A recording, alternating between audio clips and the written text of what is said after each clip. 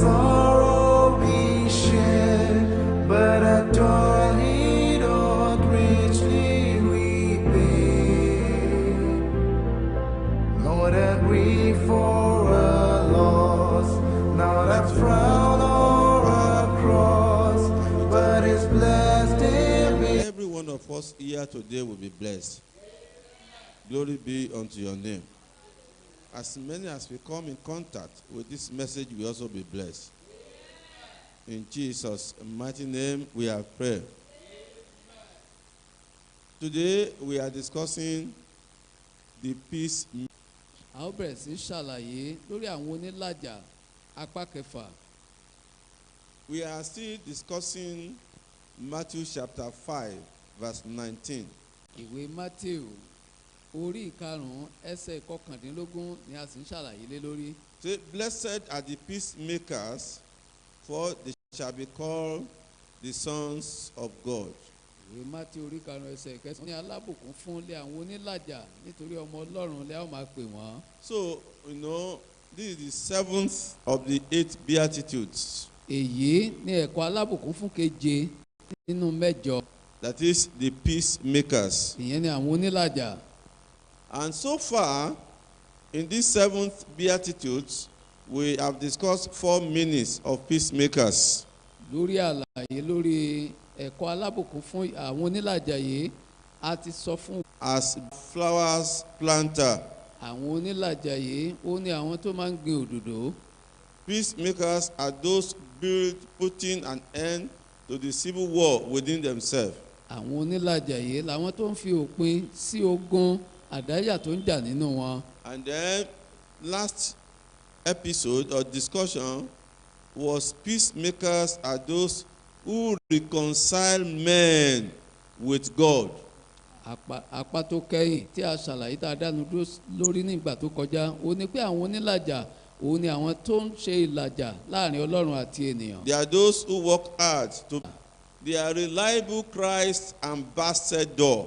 Wọ́n jẹ́ aṣojú Kristi tó ṣe gbọ́kànlé. And from what we have discussed, we told us that the genesis of the relationship between man and God. Níbi tí a ṣàlàyé sí kẹ́yìn fún wa, a sọ fún wa wípé ìpìlẹ̀ ìbáṣepọ̀ láàrin Ọlọ́run àti ènìyàn. Between God and man broke down. Láàrin Ọlọ́run àti ènìyàn ó fọ́rẹ́lẹ̀.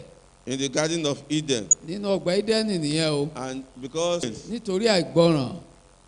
And as a result of that. Nítorí eléyìí. Number one, men became sinners. Ohun àkọ́kọ́ ni pé ènìyàn ó di ẹlẹ́ṣẹ̀. And number two, we became whosoever is enemies of God, whosoever have become enemies of God is a friend of the devil. Ẹnikẹ́ni tó bá sì ti wá di ọ̀tá sí Ọlọ́run ó ti di ọ̀rẹ́ èṣù nìyẹn. And then the third thing that came to us was that we also inherited death. Ohun kẹta tó tún tọ̀ wá wá ò ní pé àwa iṣẹ́ tá a ti fi lé wa lọ́wọ́ ni. And Mark 16:15 make us to know it's an essential assignment for every believer.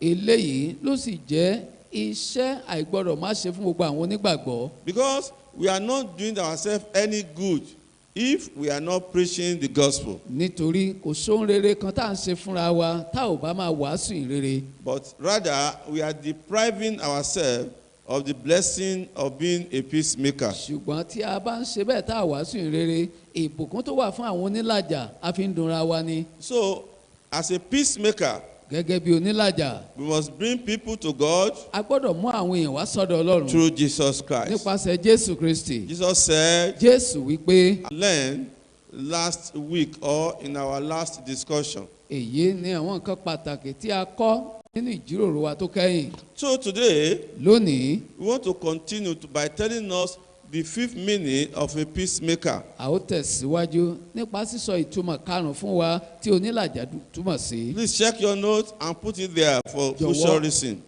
Wò ó níbi tó ń kọ nǹkan sí kó wá kọ sílẹ̀ láti máa rántí. So who is a peacemaker? Ta ni onílàjà? Number 5.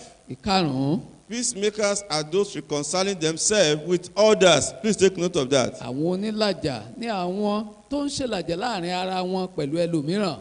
They are offended, no doubt about it. Pé a ṣẹ̀ wọ́n láì ṣe méjì. but they are generous forgivers. ṣùgbọ́n wọ́n jẹ́ ẹni tó rọ̀ lọ́rùn láti máa dáríjì ọmọnìkejì. They are committed peace initiators. wọ́n fi ara wọn jìn fún pé kí wọ́n máa pilẹ̀ láti ṣèlàjà láàrin And they are ìyèméjì. also diligent, rupture, damage, reconcile themselves to others. torí ohun tí à ń sọ ni pé àwọn ló ń làjà láàrin ara. mo fẹ́ sọ ìtàn méjì fún wa tó ṣẹlẹ̀ nínú ìran wa. This life story changed my life and it will continue to have impact on me. ìṣẹ̀lẹ̀ nínú ayé yìí méjì yìí ó ṣẹlẹ̀ ó sì yí ayé mi padà ó ní ipa tó kó lórí Because ayé there are mi. certain things sometimes that you think they are impossible. nítorí gbà mìíràn ṣe la máa ń rò pé eléyìí ò ṣeé ṣe. But when you hear the testimonies of those who have passed through it, that may be a challenge to you and it will also make you to embrace the possibility. ṣùgbọ́n nígbà tó bá gbọ́ ẹ̀rí tó tẹnu àwọn tó ti larú ẹ̀ kọjá pé yóò mú kó o mọ̀ bó ṣeé ṣe lóòótọ́. No, in